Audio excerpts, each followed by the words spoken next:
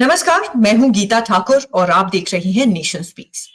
शिक्षा समाज में उन्नति के लिए, आगे बढ़ने के लिए बहुत जरूरी है और शिक्षा के लिए उतनी ही जरूरी है मोटिवेशन।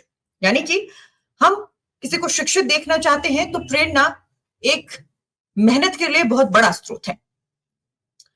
समाज में कुछ हस्तियां हैं जो सही तरीके से शिक्षा समाज में सभी को मिल सके इसके लिए काम करती हैं और उस प्रेरणा को देती हैं जो शिक्षा के लिए बहुत जरूरी है।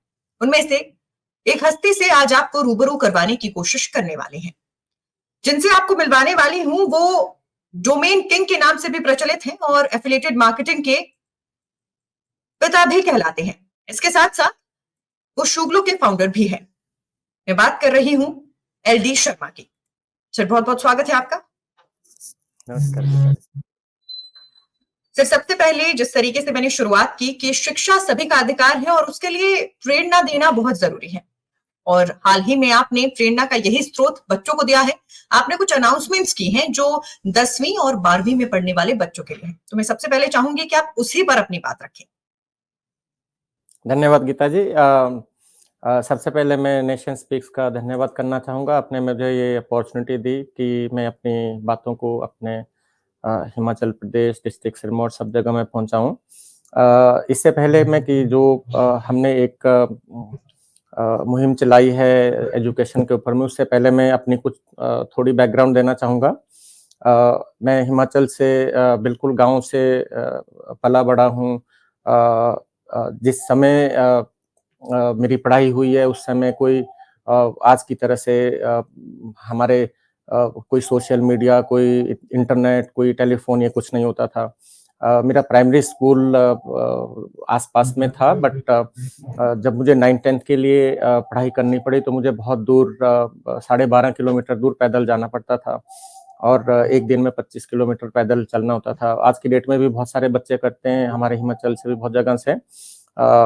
बट उसके बाद में जब मैंने देखा कि जब मैंने 12th करके फिर मैं पौंटा साहिब पढ़ने के लिए गया 11th-12th में, और वहाँ से फिर मैंने कॉमर्स पढ़ाई करने के बाद में मैं नाहन कॉलेज में गया, फर्स्ट ईयर सेकंड ईयर।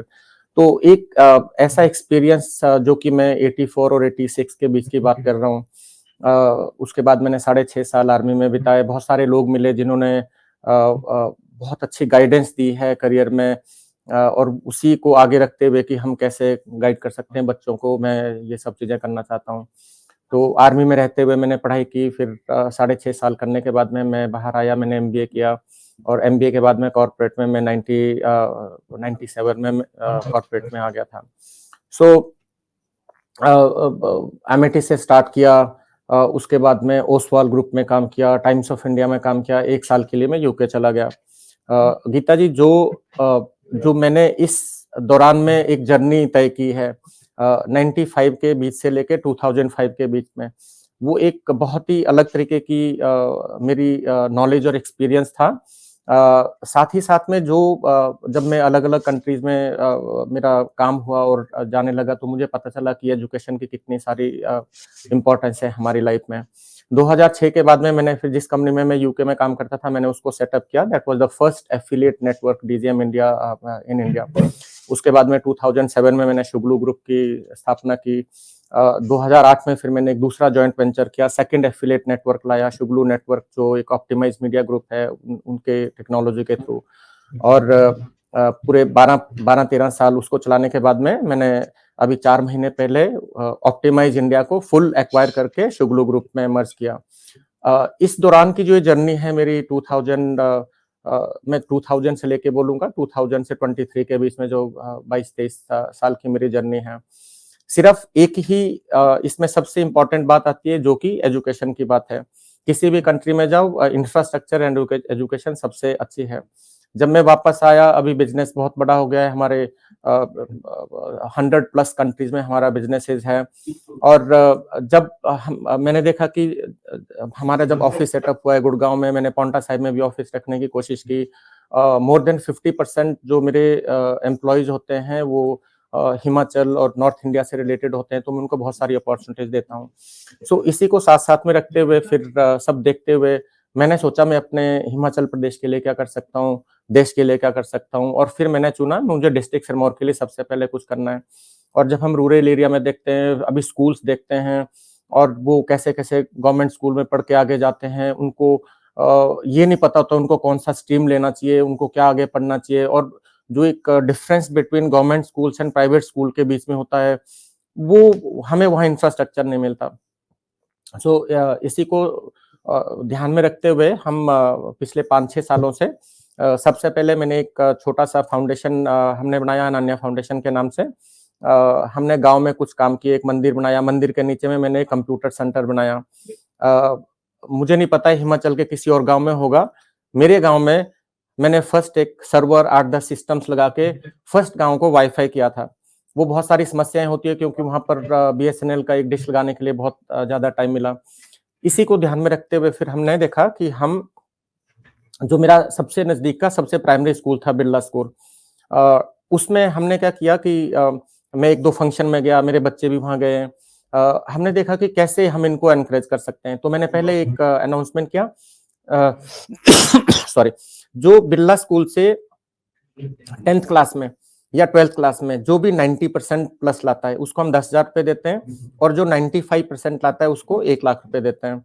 बहुत सारे बच्चों ने जीता है। लास्ट ईयर में एक लड़की ने 96% लाए, उसको 1 लाख रुपए मिलेंगे। अभी फंक्शन होगा आगे, उसमें देंगे। इसी को ध्यान रखते हुए फिर हम सेकंड लेयर में गए कि जो मेरे मंधारा गाँव के सारे बच्चे हैं जो +2 करते हैं, मैं उनको अच्छे प्राइवेट में जहाँ भी अच्छे कॉलेजेस होंगे, उनमें हम एडमिशन कराएँगे। मुझे ये बताते हुए बहुत खुशी है कि आज हमारे गाँव के 6 बच्चे शूलिनी यूनिवर्सिटी में पढ़ते हैं। उनकी बहुत ज़्यादा फीस होती है, आपको पता होगा। एक ऑलरेडी स्टूडेंट हमारे जिनको हमने पहले स्पॉन्सर किया था, वो शूलिनी यूनिवर्सिटी से पास आउट करके हमारे शुगलू ग्रुप में इंटरनेशनल बिज़नेस में काम करते हैं। ऐसे-ऐसे 20-25 बच्चे हैं जिनकी हम फीस भरते हैं, सब कुछ करते हैं।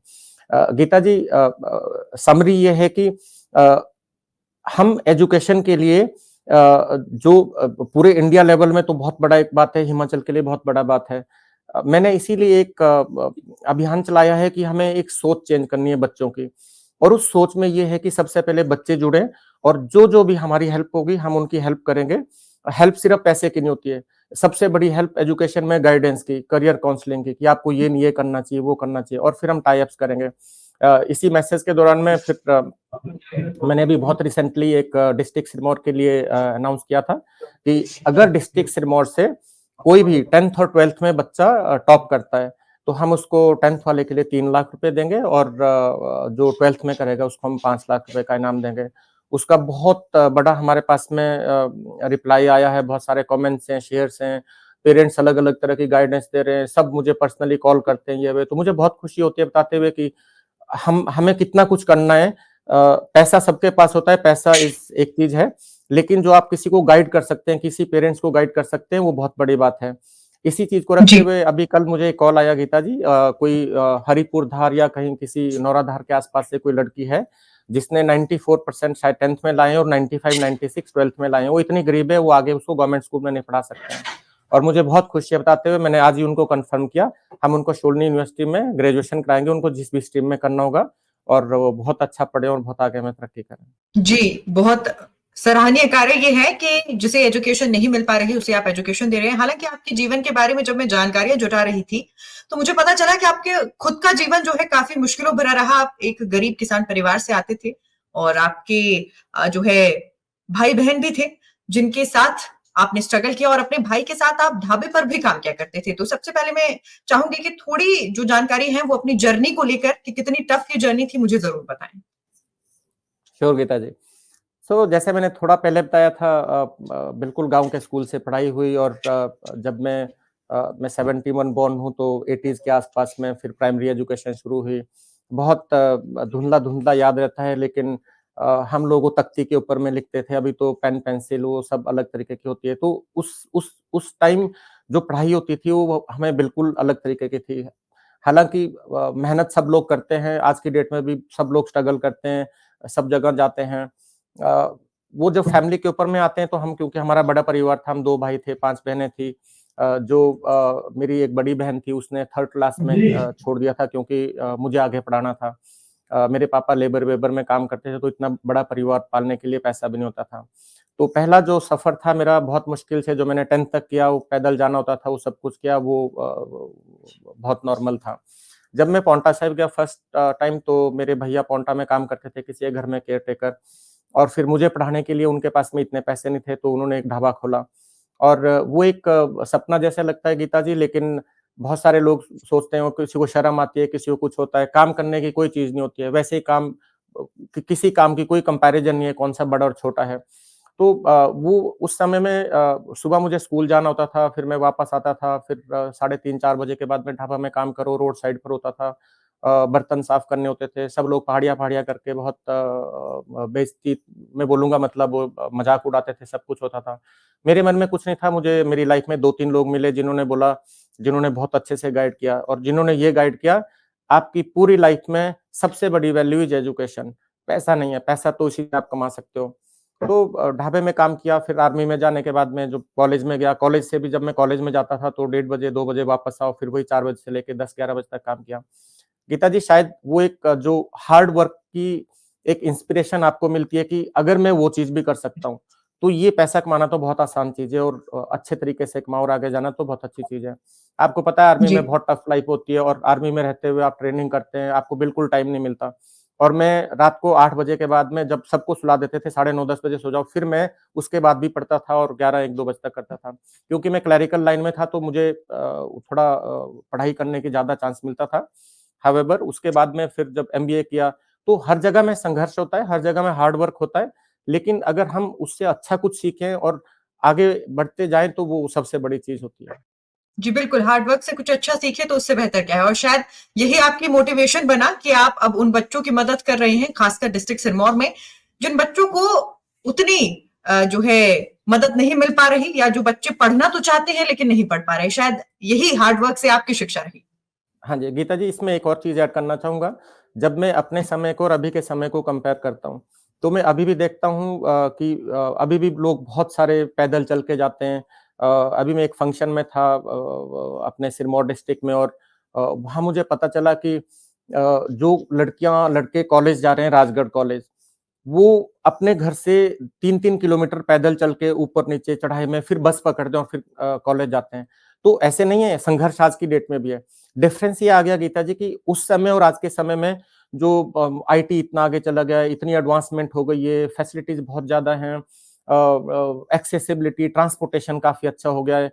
तो जो मैंने एक मिसिंग पॉइंट देखा उसमें, वो ये देखा कि जो जो ज्ञान हम उनको दे सकते हैं कि आपने आगे कैसे बढ़ना है, वो एक लेवल तक आ जाएँगे। अगर किसी ने फर्स्ट डिवीज़न में भी पास किया, तो उसको ये नहीं पता होता उसने किस करियर में जाना है, कॉर्पोरेट में जाना है या सरकारी नौकरी में जाना है। और सरकारी नौकरी में भी मैं बहुत सारी अभी बच्चों को मिलता हूँ जो मेरे पास यहाँ आते हैं। हमारे पास बहुत सारे एनआईटी के, हमारे पास नरसिंह मुंजे के, बहुत हर अलग तरह के लोग आते हैं, हंसराज कॉलेज, मिरांडा हाउस के, सबके। और वो लोग क्या करते हैं कि हिमाचल, आई थिंक ये ज्ञान पता नहीं इसमें कैसे वो हमें करना होगा। बहुत सारे बच्चे तैयारी करते हैं, और वो अगर वो एलाइड भी पास नहीं कर सकता, अगर वो क्लरिकल का एग्जाम भी पास नहीं कर सकता है, और वो तैयारी करने लग जाता है एचएस और आईएएस की। आई थिंक ये भी एक बहुत बड़ा ज्ञान है कि उनको ये ध्यान रखना चाहिए कि वो उसने इस स्ट्रीम में पढ़ाई की है और वो कितना आ जाता है। तो जो मैं एक मिसिंग पॉइंट देख रहा हूँ बच्चों के लिए, वो यही है कि आज की डेट में पैसा इज़ वन थिंग, पैसा तो बहुत सारे लोग कर लेते हैं, बहुत कोई कॉस्टली नहीं होता। बट जो रियल सजेशन, ज्ञान, गाइडेंस है, वो बच्चों को नहीं मिल पा रही है। तो इस छोटी-सी मुहिम से अगर हमारा एक बहुत अच्छा मैसेज जाता है सबको कि उनको क्या करना चाहिए, उनको किस स्ट्रीम में जाना चाहिए, तो वो एक बहुत बड़ी बात है हमारे एरिया के लिए। जी, इसके साथ-साथ आपके जीवन के बारे में पढ़ते हुए पता चला कि आपको पढ़ने का भी शौक है, आप किताबें पढ़ते हैं, और ये एक अच्छा ज्ञान बढ़ाने के लिए जो है सोर्स माना जाता है कि अगर आप ज़्यादा किताबें पढ़ते हैं, तो आप अच्छी सोच और अच्छी मोटिवेशन के मालिक बन जाते हैं। क्या ये भी एक कारण है कि बच्चों को इतना मोटिवेट करने का जो है विचार आया? सो गीता जी, मेरी जो लर्निंग में सबसे बड़ी चीज़ है वो बुक्स हैं। मैं बचपन से बहुत सारी बुक्स पढ़ता हूँ। अभी मेरे पास घर में 3000 प्लस बुक्स हैं, और ये मैं सबको बताना चाहता हूँ। इनफैक्ट अभी मेरे जो पहले हमारा मुहिम अभी जो चला हुआ है, ये डिस्ट्रिक्ट सिरमौर का जो इनाम वाला, इसमें बहुत सारे लोगों ने ये सेशन किया है कि आप हमारे गाँव में छोटी-छोटी लाइब्रेरीज़ बनाइए। आप सेकंड हैंड कॉम्पिटिटिव एग्ज़ाम्स की बुक लाइए और हमारे सारे बच्चे पढ़ेंगे। मैं सबको ये बताना चाहता हूँ कि ये जो ज्ञान है, जो नॉलेज है, ये पूरी किताबों में भरी पड़ी है, और सभी पेरेंट्स, सभी बच्चों को ये सजेशन है, उनसे एक्सपेक्टेशन, रिक्वेस्ट है कि वो जितनी ज़्यादा बुक्स पढ़ सकें, उनको पढ़नी चाहिए। और बहुत ज्यादा ज्ञान होता है बुक्स में। जी, यानी बुक्स जो है इस मोटिवेशन के पीछे का कारण है और यही एक सजेशन है कि बच्चे जरूर पढ़ें। सर, इसके साथ-साथ आप ही की जो जानकारी दी गई थी कि बच्चों को स्कॉलरशिप आप देंगे डिस्ट्रिक्ट सिरमौर में। कई लोगों की अलग-अलग प्रतिक्रियाएं थी जिसमें एक सवाल ये भी था कि क्योंकि commerce, arts, medical, non medical अलग-अलग स्ट्रीम्स रहती हैं, ऐसे में आपके द्वारा कहा गया था कि 12th में टॉपर्स को जो है आप प्राइज मनी देंगे। तो सवाल ये है कि लोगों के मन में जो सवाल था कि ये अलग-अलग स्ट्रीम के हिसाब से रहेंगे या फिर आप ओवरऑल 12वीं में जो सबसे ज्यादा अंक प्राप्त करेगा उसे ये इनाम देंगे। थैंक यू गीता जी। तो ये बहुत सारे लोगों का भी हमारे लिए क्वेश्चन था और कमेंट्स में था, और शायद हमें भी ये पहले सोचना चाहिए था कि हम इसको कैसे करेंगे। हमने जो अनाउंसमेंट की हुई है वो हमारी अभी फर्स्ट उसके लिए है, जो कि ओवरऑल जो फर्स्ट आएंगे 10th एंड 12th में। हालांकि अब हम सोच रहे हैं कि हम जो सेकंड और थर्ड हैं उनके लिए भी कुछ अनाउंसमेंट शायद करेंगे, और जो पूरे स्ट्रीम वाइज है शायद उनके लिए भी कुछ करेंगे। इसी के साथ में किसी और का भी एक बहुत अच्छा कमेंट आया था कि जो फर्स्ट सेकंड हैं वो तो सारे पब्लिक स्कूल के और प्राइवेट स्कूल वाले जो एसपी बोर्ड में वापस आ जाते हैं उनके आएंगे, और आपको एक स्पेशल अवार्ड जो गांव के जो गवर्नमेंट स्कूल के जो बच्चे हैं उनके लिए भी रखना चाहिए। गीता जी, मैं इतना ही कहना चाहूंगा, ये एक छोटी सी शुरुआत है हमारी, एंड हमें बहुत अच्छा लगता है, एक बहुत अच्छी शुरुआत है। इस चारों चीज के इस चीज के इसके चारों तरफ में हम एक जो बच्चों के लिए कर सकते हैं डिस्ट्रिक्ट सिरमौर में, मैं अपनी टीम से भी डिस्कस करूंगा हम इसको और अच्छा क्या कर सकते हैं।